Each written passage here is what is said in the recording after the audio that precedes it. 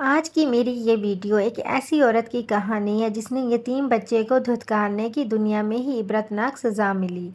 کہانی شروع ہونے سے پہلے اگر آپ میرے چینل پر نیو ہیں تو اجالا اردو وائس کو سبسکرائب کر کے بیل نوٹیفیکیشن کو آن کر دیں تاکہ آپ کو ملتی رہے تمام نیو اپڈیٹس۔ کہانی پسند آنے پر ویڈیو کو لائک اور شیئر ضرور کیجیے۔ اذلان بھائی ہمارے پڑوس میں رہتے تھے، سب ان کو بھائی جان کہتے تھے۔ جب ان کی شادی ہوئی اور نمرا ان کی دلہن بن کر آئی تو وہ محلے بھر کی بھابھی مشہور ہو گئی۔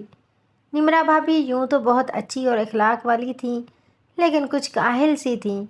گھر کے کام کاج کو ایک بڑا مارکا سمجھتی تھیں۔ اذلان بھائی نے ایک جز وقتی ملازمہ رکھ دی جو کافی کام نپٹا جاتی تھی۔ بھابھی پھر بھی ہائے ہائے کرتی کہ یا اللہ، اس گھر میں کام کرتے کرتے مر رہی ہوں۔ میکے میں امی اور بہنیں سارا کام کرتی تھی، میں تو ہل کر پانی بھی نہ پیتی تھی۔ اذلان بھائی نرم مزاج، اعلیٰ ظرف قسم کے انسان تھے۔ وہ آفس سے تھکے ہارے آتے تو بیوی کی آہوازاری سن کر اپنے کام خود کر لیتے۔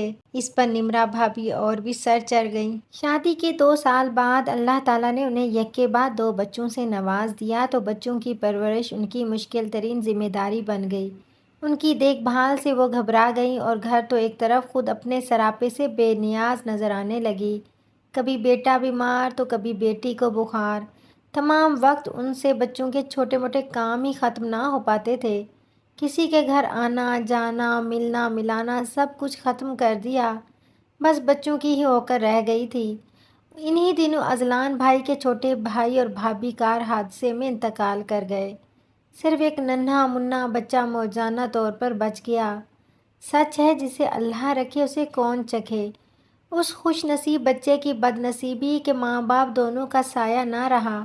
قریبی عزیز اس کا تایا اذلان بھائی ہی تھے جو اس کے وارث تھے۔ وہ یتیم بھتیجے کو گھر لے آئے اور بیوی کی گود میں دے کر کہا، اللہ تعالیٰ نے اب 3 نعمتیں ہم کو سونپ دی ہیں، اس یتیم بچے کو بھی ہم نے ہی پالنا ہے۔ تم اس کا خیال ایک ماں کی طرح کرنا اور اس کو ممتا کی کبھی کمی محسوس نہ ہونے دینا۔ مجھے امید ہے کہ میرے یتیم بھتیجے کی پرورش بھی تم اسی طرح پیار سے کرو گی جس طرح اپنے بچوں کی کر رہی ہو۔ نمرا بھابھی سے تو اپنے بچے ٹھیک طرح سے نہ سنبھلتے تھے، وہ دیور کا بچہ کیسے پالتی۔ چلا کر بچے کو پیچھے کر دیا کہ وہ شوہر کے ہاتھوں سے گرتے گرتے بچا۔ نہیں اذلان، یہ مجھ سے نہ ہوگا، میں تو نہیں پال سکتی کسی دوسرے کا بچہ۔ راتوں کو اٹھنا اور جاگنا کوئی آسان کام نہیں ہے، میں تو پاگل ہو جاؤں گی۔ اپنے بچے مجھ سے سنبھلتے نہیں۔ اذلان بھائی کو بیوی سے یوں ٹکے سے جواب کی امید ہرگز نہ تھی۔ وہ بیوی کا منہ تکنے لگے، اسے سمجھایا کہ یہ پرایا نہیں، میرا اپنا خون ہے، ایک معصوم بچہ ہے جس کے سر پر نہ باپ کا سایہ ہے اور نہ ہی ماں کی ممتا۔ اسے اگر ہم نے ٹھکرا دیا تو کون اس کی پرورش کرے گا؟ مگر نمرا کسی صورت بھی بچے کو گود میں لینے پر راضی نہ ہوئی۔ چونکہ خاندان بھر میں بچے کو پالنے والا کوئی نہ تھا، لہٰذا اذلان صاحب کو اپنا ننھا بھتیجا لاوارث بچوں کے ایک ادارے کے سپرد کرنا پڑا۔ ایسا کرتے ہوئے ان کو بہت دکھ بھی ہوا، کیونکہ تایا کے ہوتے بچہ لاوارث نہیں ہوتا، مگر مجبوری تھی، ان کی بیوی اس بچے کو اپنانے کے لیے ہرگز تیار نہ تھی۔ حالانکہ اذلان نے کئی دوستوں اور رشتہ داروں سے بھی ذکر کیا تھا، مگر اس معصوم کو کوئی بھی لینے کو آمادہ نہ ہوا۔ 3 ماہ گزر گئے، عید سر پر آ گئی۔ نمرا بھابھی نے بڑے ذوق و شوق اور پیار سے اپنے بچوں کے کپڑے سلوائے اور ان کے لیے خریداری کرتے ہوئے ان کو ذرا بھی اپنے اس دیور کے یتیم اور مسکین بچے کا خیال نہ آیا۔ آج اگر اس کے ماں باپ زندہ ہوتے تو اس پھول بدن کے لیے بھی خوبصورت لباس کا اہتمام کیا جاتا۔ اپنے بچوں کو نئے لباس میں دیکھ اذلان بھائی کو اس بات کا بہت ملال ہوا کہ وہ اپنے گھر میں اپنا یتیم بچہ آج عید کے دن بھی نہیں لا سکتے۔ عید کے روز بھابھی نے اپنے بچوں کو نہلا دھلا کر تیار کیا، نئے کپڑے جوتے پہنائے اور پھر ان کو ساتھ لے کر اپنے میکے عید ملنے چلی گئی۔ وہاں وہ باتوں میں ایسی ہی مشغول ہوئی کہ بچوں سے توجہ ہٹ گئی اور 4 سال کا بیٹا چھت پر چلا گیا۔ وہاں وہ ایک چھوٹی سی دیوار پر چڑھ گیا اور توازن برقرار نہ رکھنے کے باعث بلندی سے نیچے گر گیا۔ بھابھی جو تھوڑی دیر پہلے اپنی معصوم لخت جگر کو بنا سنوار کر عید ملنے آئی تھی، اس کی ننھی سی لاش پر گری دھاڑیں مار مار کر رو رہی تھی اور وہ خون میں لتھڑا ہوا تھا۔ بلندی سے گرتے ہی اس کی روح پرواز کر چکی تھی۔ کئی ماہ تک نمرا بھابھی صدمے سے نڈھال رہی، کھانا پینا چھوٹ گیا، سوکھ کر کانٹا ہو گئی، آنکھوں کے گرد سیاہ حلقے پڑ گئے اور روتے روتے آنکھوں کی آنکھیں بھی خشک ہو گئیں۔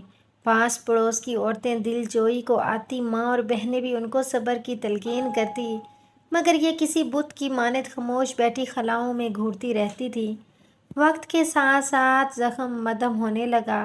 میاں نے بہت سمجھایا کہ خدا کی یہی مرضی تھی، صبر کرو نمرا، اللہ تعالیٰ ہمارے بیٹے کے نعم البدل مزید اولاد کی صورت دیں گے۔ خدا خدا کر کے ان کو تھوڑا بہت صبر آیا تو 2 لقمہ کھانے لگی۔ سارے دن میں 1-2 بار چند گھونٹ پانی کے بھی حلق میں اترنے لگے۔ دل نے غم کو بھلایا تو نہیں مگر اپنے اندر جذب کر لیا۔ اب یہ لبریز جام کی طرح چھلکتا نہ تھا مگر دل میں درد تو ہوتا ہی رہتا تھا۔ ایک دن صبح صبح وہ اٹھ گئیں۔ سوچا بہت دنوں سے اپنے بیٹے عمر کے غم میں ڈوبی ہوئی ہوں اور جو میری بچی زندہ سلامت ہے اس سے غفلت برت رہی ہوں۔ وہ بیچاری سارا دن سہمی سہمی ادھر ادھر پھرتی رہتی ہے۔ اسے نہلانے دھلانے کا خیال بھی کئی دنوں بعد آتا ہے۔ صورت اس کی یتیم بچوں کے جیسی ہو گئی ہے۔ انہوں نے اپنی بیٹی فاطمہ کی طرف دیکھا، بچی کتنی میلی ہو رہی ہے، اس کی طرف دھیان ہی نہیں۔ یہ سوچ کر بھابھی نے فاطمہ کو نہلا دھلا کر کپڑے پہنائے اور جوتے پہنانے لگی۔ ابھی ایک پاؤں میں جوتا پہنا کر دوسرے میں بچی نے پاؤں ڈالا ہی تھا کہ وہ رونے لگی۔ نمرا بھابھی جوتے میں پاؤں ڈالنے لگتی تو بچی خوف سے رونے لگتی اور جھٹکے سے پاؤں باہر نکال لیتی۔ بھابھی کو تبھی غصہ آیا کہ یہ کیا تماشا کر رہی ہے۔ اسے ڈانٹ کر زبردستی پاؤں پکڑا اور گھسیٹ کر جوتا پہنایا اور اسے وہیں چیختا چلاتا چھوڑ کر اس کا ربن اور کنگھا لینے کمرے میں چلی گئی۔ جب بیٹی فاطمہ کی چیخیں بہت بلند ہو گئی تو وہ باہر بھاگی کہ دیکھوں آخر بات کیا ہے جو اتنا بلک بلک کر رو رہی ہے۔ دیکھا کہ بیٹی زمین پر گری زور زور سے ٹانگیں چلا رہی ہیں۔ اب بھی بھابھی کی سمجھ میں نہ آیا کہ آخر بات کیا ہے اور ان کی بیٹی کس تکلیف میں مبتلا ہے، مگر فاطمہ کے چہرے سے ظاہر ہو رہا تھا کہ وہ شدید تکلیف میں ہے جس کو برداشت کرنا اس کے بس سے باہر ہے۔ ڈاکٹر تک پہنچتے ہی بچی ہلکان ہو گئی، اس کی ٹانگ نیلی پڑ گئی اور وہ بے ہوش ہو گئی۔ ڈاکٹر نے ٹیبل پہ لٹایا، ہلایا جلایا اور جوتے اتارے تو پتہ چلا کہ جوتے کے اندر کالا چھوٹا سانپ تھا جس نے فاطمہ کو 3-4 بار ڈنگ مارا، مگر نمرا بھابھی کی سمجھ میں کچھ نہ آیا۔ ڈاکٹر نے جوتا جھٹکا تو سانپ فرش پر گر گیا۔ یہ انتہائی زہریلا تھا جس کا زہر فاطمہ کے بدن میں پھیل چکا تھا اور وہ جانبر نہ ہو سکی۔ یوں بھابھی بیچاری کی ہری بھری کوکھ اجڑ گئی، وہ نیم پاگل سی ہو گئی، حواس کھو بیٹھی۔ یکے بعد دیگرے 2 جان لیوا حادثوں نے ان سے زندگی کی ہر خوشی چھین لی۔ سبھی کہتے تھے اس بیچاری پر یہ افتاد کیوں کر ٹوٹی، مگر اس سوال کا جواب کس کے پاس تھا؟ اللہ تعالیٰ کی مصلحتیں تو وہی جانتا ہے نا۔ اذلان بھائی نے بیوی کی دلجوئی میں کوئی کسر نہ اٹھا رکھی، مگر وہ اس المیہ کے بعد نارمل نہ ہو سکی۔ ہر وقت اپنے بیٹے اور بیٹی کو یاد کرتی تھی، ان سے غائبانہ باتیں کرتی تھی، ان سے ایسی باتیں کرتی تھی جیسے وہ زندہ ہوں اور ان کے سامنے بیٹھے ہوں۔ ان کے کپڑے دھو کر استری کر کے رکھتی تھی، ان کے کھانے کے برتن کھلونے ان کی ہر شے سنبھالی ہوئی تھی۔ جب سوتی تو اپنے ایک جانب گڑیا اور دوسرے جانب گڈا لٹا لیتی اور جب تک آنکھ نہ لگ جاتی ان کو پینچ پینچ کر پیار کرتی اور ان سے باتیں کرتی۔ ماہر نفسیات سے بھی بہت علاج کروایا مگر ان کے دل کا زخم ہرا ہی رہا۔ اپنے طور پر ایک روز اذلان بھائی یتیم خانے سے اپنا بھتیجا بھی لے کر آئے کہ شاید اس بچے سے دل بہل جائے اور ان کی پیاسی ممتا کو سکون مل جائے، مگر اسے دیکھ کر وہ اور زیادہ رونے اور چلانے لگی جیسے کسی نے ان کے دل کے زخم کو چھیل دیا ہو۔ ان کو اپنے بچے اور زیادہ شدت سے یاد آنے لگے۔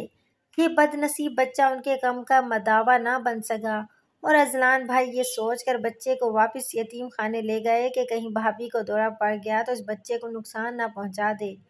کیا خبر بھابھی کو یہ خیال آتا ہو کہ اس یتیم بچے کو میں نے دھتکار دیا تھا، اسے اپنے گھر میں رہنے نہیں دیا تھا، تو شاید اسی وجہ سے سزا کے طور پر میرے بچے بھی میرے پاس نہیں رہے۔ انسان اپنے حواس کھو دے تو کچھ بعید نہیں وہ کیا حرکت کر جائے۔ توازن تو صحیح نہیں رہا۔ اللہ تعالیٰ اس حادثے کے بعد اگر انہیں اولاد سے نواز دیتا تو شاید نمرا بھابھی سنبھل جاتی، لیکن اللہ تعالیٰ کی مرضی دیکھیں کہ پھر کبھی ان کو اولاد کی خوشی بھی نہ ملی۔ آج تک نمرا بھابھی کھوئی کھوئی رہتی ہیں۔